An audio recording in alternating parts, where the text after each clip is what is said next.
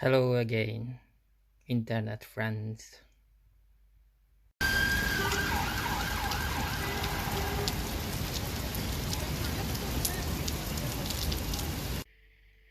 Yes, please someone explain to me why keep on why I keep on recording videos on my mobile phone when I have the expensive camera.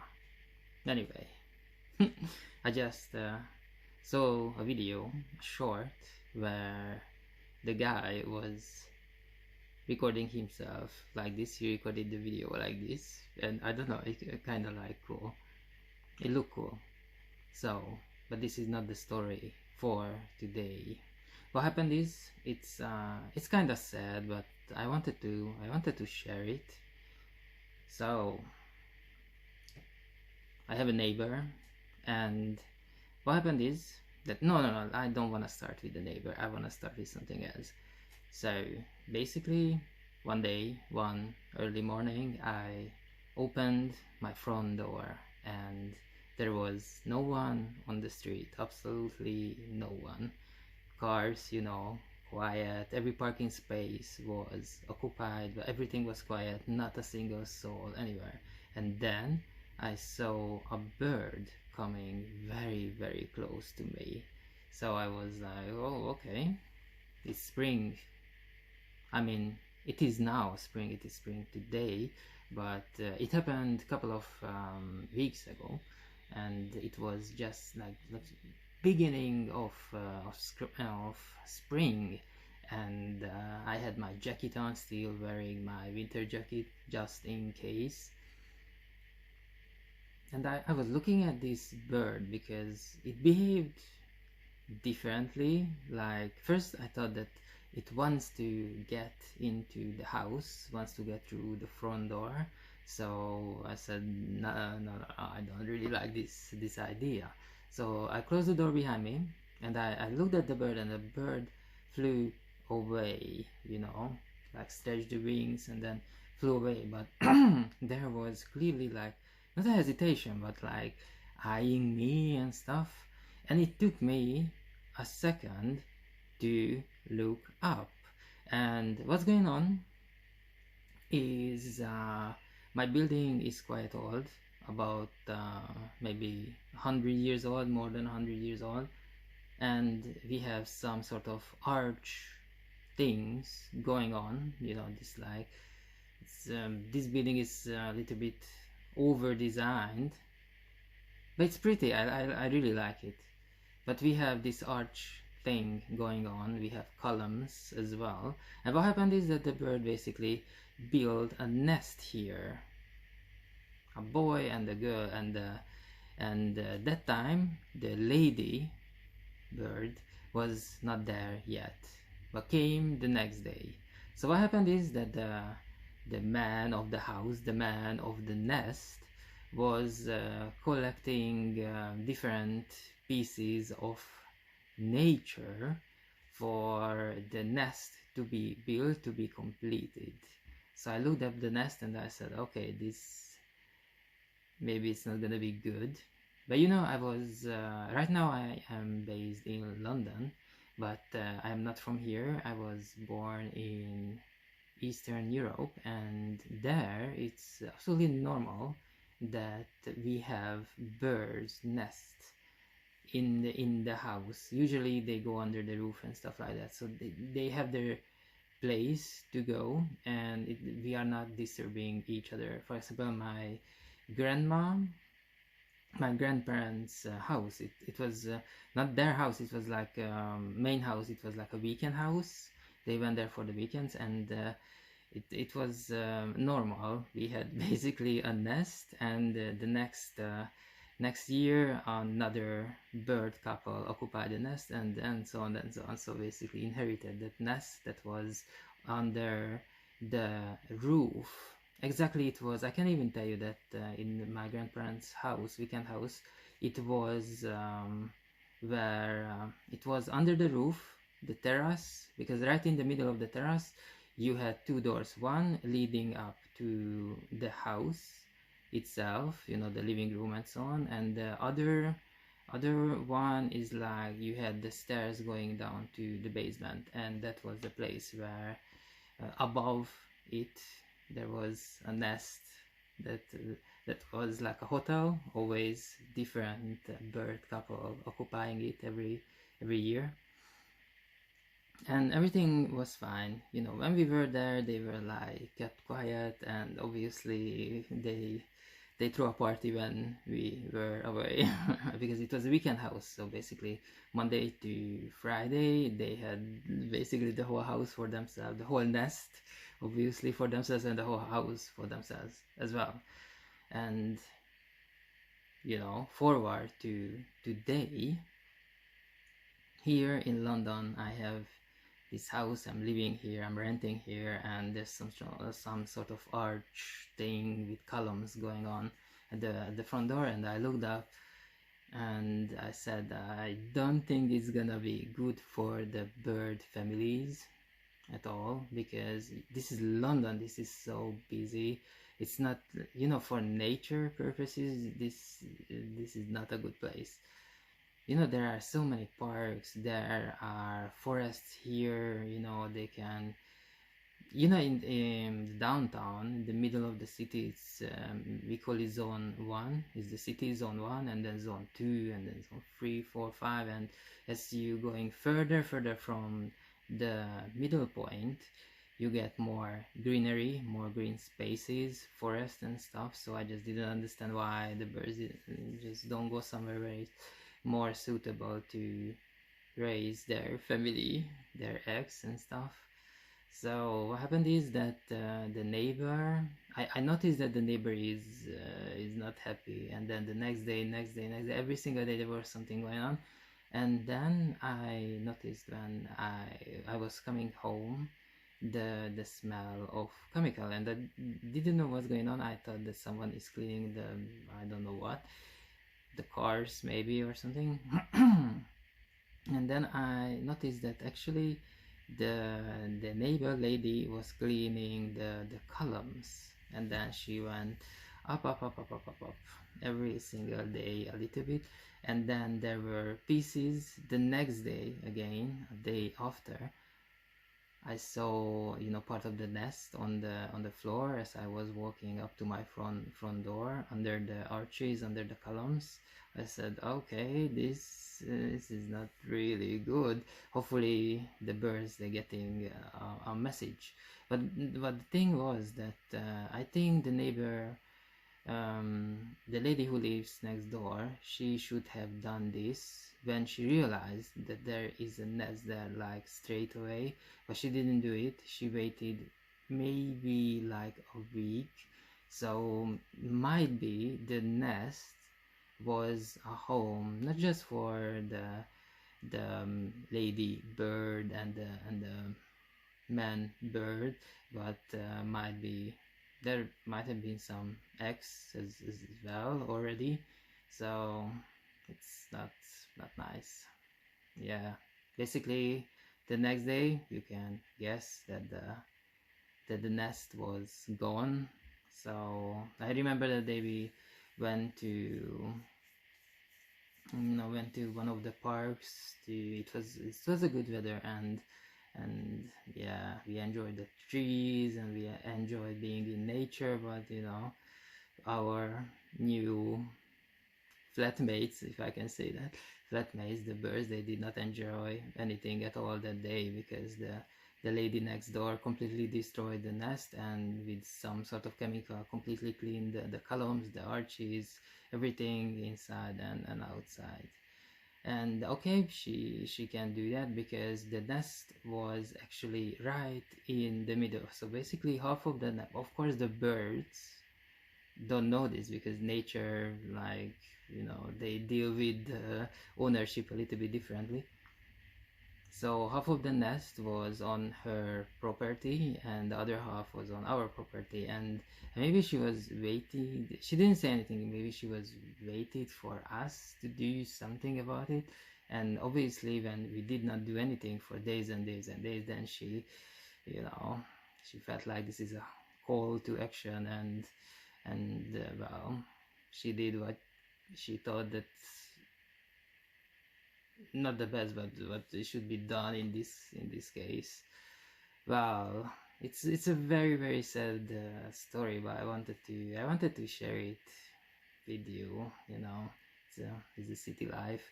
There was one time when I said, okay, I wanna move, and I wanna move back to Eastern Europe and have a land, maybe not like a big land with forest and the entire, I don't know, river running through it and stuff like that, but like a small land when I have at least like 10-15 big trees, and I can grow carrots and potatoes and simple things like that, and I would have bird nests all over the place under the roofs and stuff.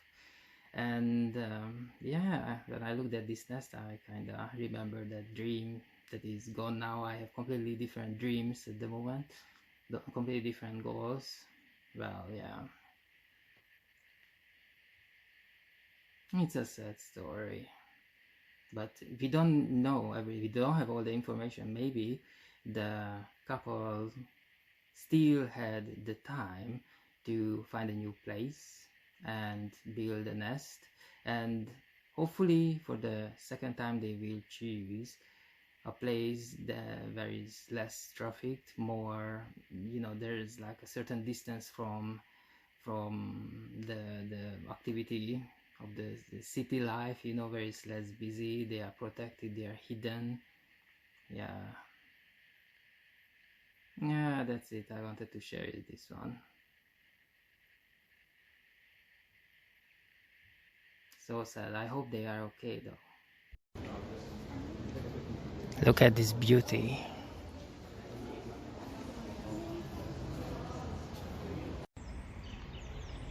Fantastic. We are at the Kew Garden, and this is spring. This is April. After a long weekend, everything started to awake. You can hear the birds, you can hear the planes as well, and I love it because my kitchen doubles as a living room and office as well. So this is where I do everything, the video editing and answering the thousands and thousands of emails. Basically I do everything there, all the preparations. And well, right there we have the washing machine. And I think about New York all the time, where we had the wash machine in the basement, but here we have it in the living room slash kitchen slash my office, and it's broken. And it means that when you wash something, it doesn't matter it's one shirt or 100 shirts, it takes 2.5 hours because it's broken. So there is no 1 hour program, there is no half an hour program, 2.5 hour program. So if someone wants to wash whites, colors, and a different material, it could be very well 7.5 hours that the wash machine is spinning like crazy. And I'm basically next to it. But the good thing is it's spring, so I can be in the garden as well, and I can go to Kew now, to Kew Gardens, and I can listen to the birds, the planes, the insects. So this is good. Oh God, so good to be here. But actually I kinda get used to it, this wash machine thing. So maybe in the future I can't even work without one spinning next to me.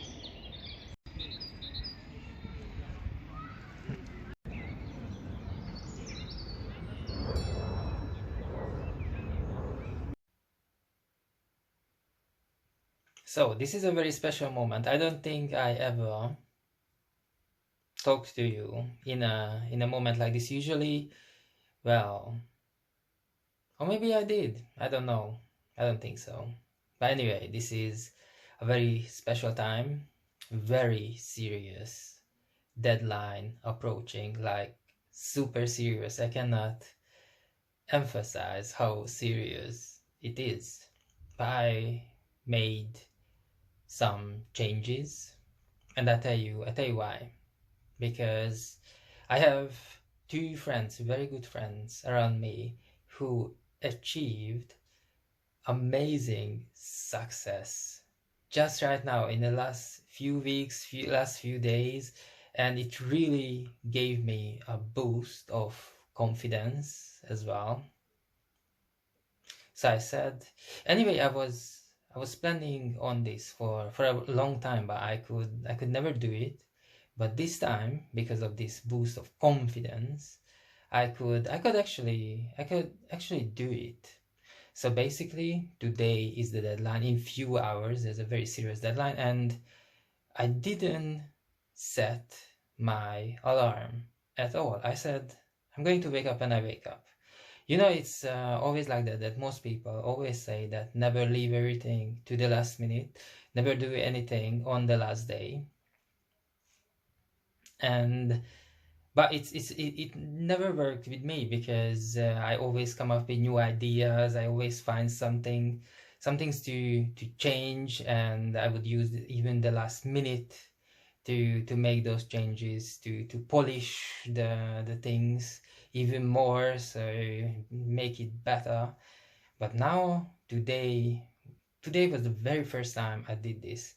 I didn't set alarm. I went outside. I enjoyed the garden. This is April, so all the trees are blooming, and as you are in the garden, all this cherry, you know, the cherry tree has, when it's in bloom, it has these leaves, white leaves. So they were like sprinkling down on the garden.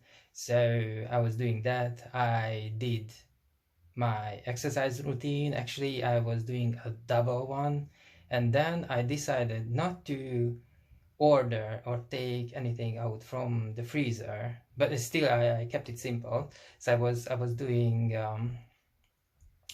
pasta, and somehow it came to my mind that maybe I should do it slightly differently, that I would boil the pasta, obviously, in the salty water.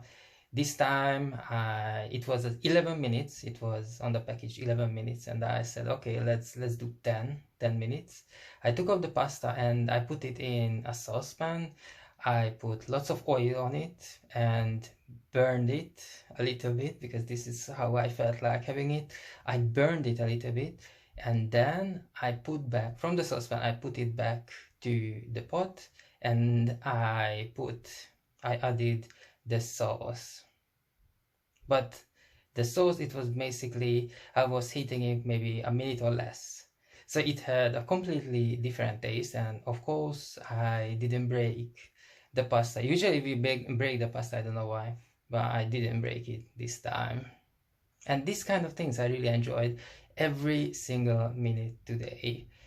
And what I expected actually happened. So I worked 2 hours on the thing I have to work, and now I'm going to work another 2 hours. But in these 2 hours, I actually make more quality work, and I make no mistakes at all. More quality work than ever before, when I was rushing things, and doing everything until the last minute. And this is just so great, and it's because of the weather. And this deadline was set exactly in the right place, because the weather was amazing in the last few days. And when the deadline will approach, like a minute after, it will be raining the rest of the day and tomorrow and up until next week, Thursday. So it's the deadline just in the right place, so I could use the weather being perfect and my friends achieving quite amazing things. Because like moving to another country where you don't speak the language, you've never been before, the culture is like something you never really experienced except seeing on TV, and going there, and after a couple of months finding a full-time job, this is amazing thing. And you know, it's like it's giving me a boost as well. So his success is kind of like, yes, giving me motivation as well. And this is just so great. Today I had a very good day.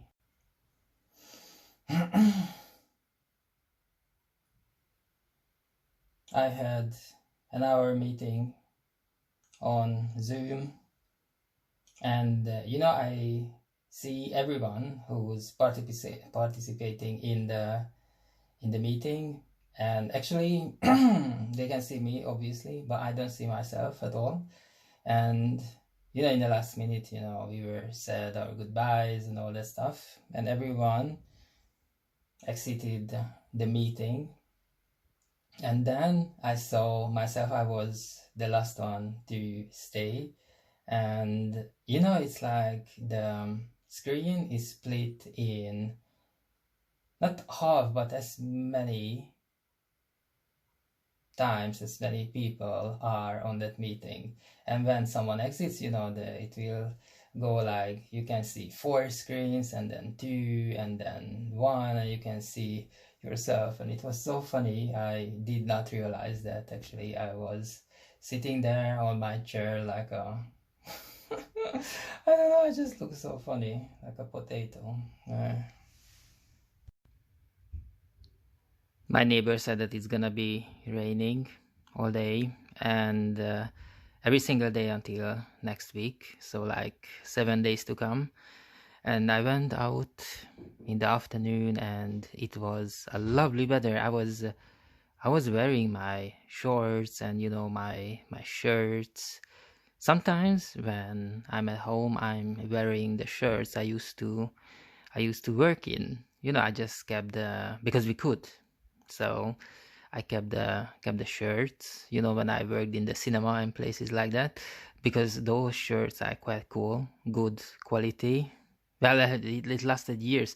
Some of the shirts are like more than 10 years old, and I used to work with them because for these events and stuff, they provided quite a good quality shirts. You know, you cannot really buy this stuff, this quality at the shop, so I kept them.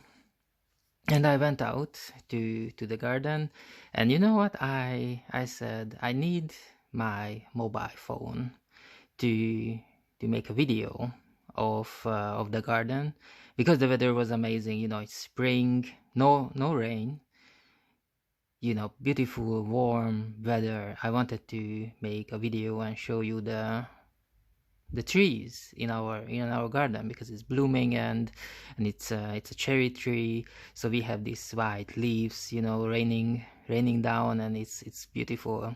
It's amazing. I wanted to show you that, but you know, I came in to take my phone, and I was doing so many other stuff, and I started to watch a video on YouTube, because I don't have Netflix anymore, so I'm kinda reconnecting with all the YouTube channels I used to watch, and some of them are like 30 minutes long. So I was watching the 30 minutes, and it was enough time for the sun to go down, so it was like pitch dark when I went outside again. So I tried to make a video of the trees, but obviously we couldn't see anything anymore. But the good thing is, what I failed to capture, because I was doing something else. I can say it now, that I was doing my regular exercises, and in the garden, and someone was doing barbecue.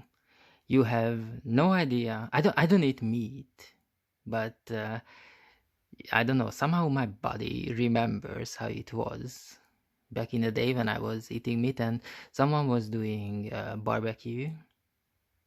Not my neighbor, but someone very close by doing barbecue. And it's so horrible to do exercise in the garden when someone next by is doing barbecue, you know, cooking food, and oh, but it was okay.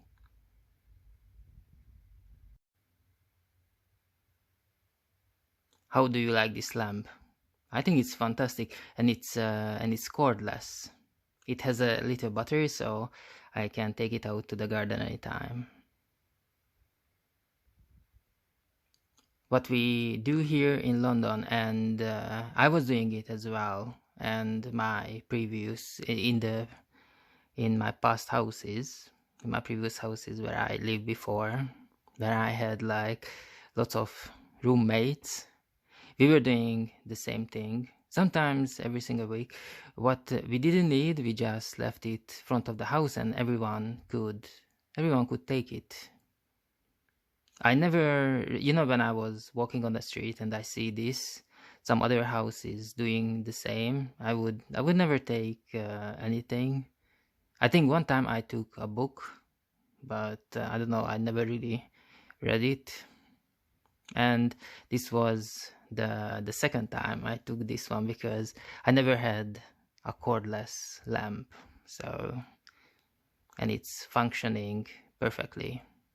Because it's London, it's one of the biggest cities in the world, and people decide to move out, and obviously they leave most of the stuff behind, because transporting the stuff, especially furniture and big objects, are very expensive. It's cheaper to leave it here and buy it again back at home or in the other country where they move to live and work.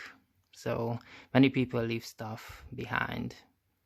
I remember I had a roommate once for a couple of months, and he basically left everything. He walked out in his blue jeans and his dark green shirt, and that's it. Everything else, he was like, oh, if you want, you guys can take it. If you don't like it, just, leave it front of the house.